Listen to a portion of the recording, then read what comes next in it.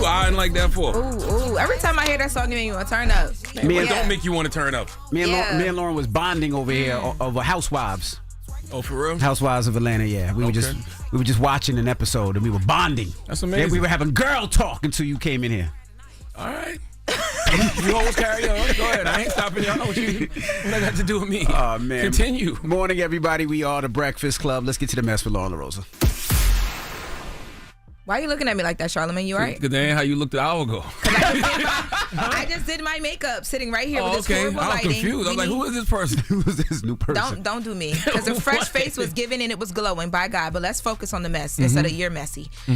So the other day here we were talking about, we were showing some love to Miss Angie Stone. I mentioned that I saw online the biopic that she mentioned in here was still in development. Let's take a listen to when she was here back in 2019 talking about the biopic. Well, no, because I'm actually getting ready to do.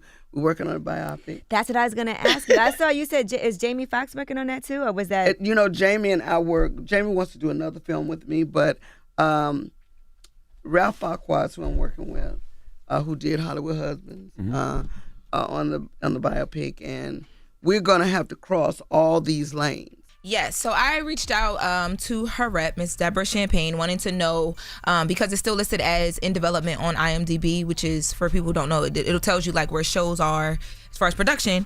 I said, hey, what's going on? Did this move forward? Where did it leave off? Can we look to see something? And she says that the Angie Stone biopic has not been finished. It is still in the development stage.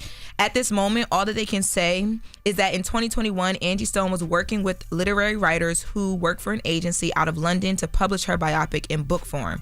But due to schedules, the status of the book was placed on hold to revisit at a later time.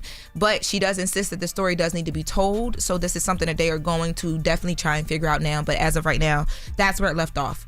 It's a book form now, and she began it, but it's on hold right now. I wonder if the book was done or how far along they were. I did ask that, but she couldn't get into it right now. She just told me that they are going to revisit it soon because it's important for Angie Stone's story to be told. Absolutely. Rest in peace to Angie Stone. 803 legend, man. Columbia, South Carolina legend right there. Neo-soul icon. Hip-hop icon. Well, neo-soul pioneer, hip-hop pioneer, R&B icon. Absolutely. Yeah, and they're also working to put together a really great memorial service for her, and we'll keep you guys updated on like what that will be and when it'll happen and all that stuff as well, too. And don't y'all be going to Angie Memorial, going up there singing. They can't sing now. Y'all pick the right people to go up there and sing the song. For real, I hate when they do that. When somebody that can sing their ass off, and then they bring somebody up there that can't sing. Y'all know Angie would have wanted somebody up there that can sing now. I'm sure they can get that together. Get the right singers. They'll get it. Okay? Well, hopefully they will.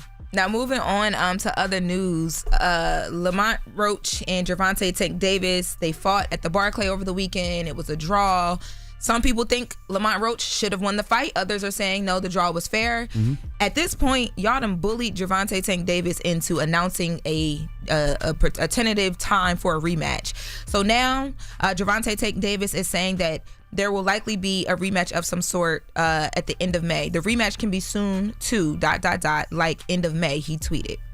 Now, I say that you guys have bullied him into that because the insults were flying online after this fight, especially yesterday. And you'll remember in the beginning, after the fight, he said, let's take a listen. Do you want that rematch next? And if so, how likely it is that we're to see that fight happen again this year? I'm not sure, bro. Hopefully we could get it before, it probably won't be this year. Is that the one you want next? It's definitely the one I want next, but it's not going to be next. Yeah, so originally that was right after the fight. He said, nah, I'm not focused on that right now. But now it's like, okay, he's setting a date or at least a month for people to look forward to. So what was happening online yesterday was Lamont Roach has shared a video of Adrian Bronner after his Pacquiao fight, declaring that he won the fight, and Roach had added the caption, facts. And then Gervonta allegedly responded that basically Lamont Roach should be happy that he didn't get knocked out. He said that his dad was jumping up and down in the corner when y'all made it to the 12th round, but the tweet was deleted. So then Lamont Roach responded back to that tweet, and he said, it was a lot of back and forth. He responded back to that tweet, and he said he was never worried about that. I guess talking about getting knocked down. Truth be told, he says Tank hits like the B word, and that whoever was jumping up and down, his dad was jumping up and down because basically he was going off. So what you talking about? So then Tank said, or Gervonta Tank Davis said, and say no more, I'm pushing for the Rematch. Lamont Roach responded to him and made it clear. He said, what you mean you pushing? My contract already is signed and set for an immediate rematch because you put that in there just in case you lost. Only reason we didn't fight is because you're scared. And that's the one everybody should be focusing on. They should be focusing on that. If there already was a rematch clause and Lamont is already signed up for the rematch, there would be no reason for Tank not to want to do the rematch ASAP. They got to do the rematch. Now, I did hear this is just a rumor that Tank and Jake Paul was going to line up to fight. So that might have been what Tank had planned next. Yeah, but I feel like the minute that this fight happened and was called the way that it was called, if I'm Tank, I'm instantly like, nah, we gotta run that back. You should, absolutely. Brand-wise, this don't look good. We gotta run that back, and that's not what he did instantly, and now it's changing. So it's but if Tank was supposed to fight Jake Paul, that's a way bigger payday, and he might be talking about the bigger payday because he keeps talking retiring. He keeps talking about one more year and I'm out of here. So, but if the fight with Jake Paul is big now, because of what happened with Roach. I think people want to see this now. It's like a left turn. Jake Paul. I think it'll still be big. Not as big as it would have been. Nah, it would have been bigger, but I think he needs to do that rematch. Well, I think he needs to do the rematch with Roach, and they need to do it in the DMV. Well, that would be amazing.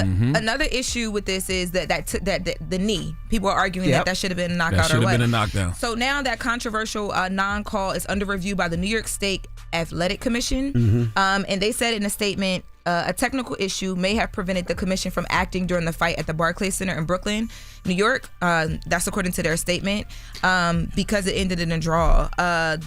So this incident occurred in the 9th round when y'all remember when Tank Davis, Gervonta, dropped to the knee and then headed back to his corner. The referee, Steve Willis, started a mandatory 10 count before allowing Davis to resume fighting without penalty. After Davis got his eyes wiped with a towel. And then you guys remember Tank also later said that he took the knee and headed to his corner because something was in his eye. So basically they're going to be reviewing this. That should have been a knockdown. I never trust that referee because I don't like his eyes. His eyes are like a fish. His eyes are on the sides of his head. You know how our eyes like this? His eyes on the side of his head. I never like his eyes. I don't trust. I've never liked that ref. What's that referee name? I can't remember his name right now. His name is. I bet if you Google referee with crazy eyes, it'll be him. Referee Steve Willis. Steve Willis. Yeah. I've never liked Steve Willis. But let me ask you a question. If you were Roach, would you want that win? Or would you say, let's keep a draw and fight again? Because I wouldn't want that win. Keep the draw and fight again. I would keep a draw and fight again. Yeah, please. Give me the win. And then we fight again anyway. Yeah. Because it'd be too much controversy. It'd be an asterisk around that win. Yes, it would. No, it wouldn't. We all saw the fight. That should have been called a knockdown. Because it wasn't a real knockdown. If it was a real knockdown, then I get it. He would want that fight again. I want to take that draw and give me that fight again. I want to add more to their statement because it makes it make more sense. So basically, there was the commission's request to replay video of what happened when the knee was taken, and then there was a technical issue that made it where they couldn't do the replay, I guess, in the allotted time for review. You take a knee in a fight, you get deducted points. That's been the rule since the beginning of time. That's what it should have been. Well, that was a clear knee. We'll see what happens as we wrap up. And now this fight is ranked as the highest grossing event ever at the Barclays Center. Really? Yeah. Yep.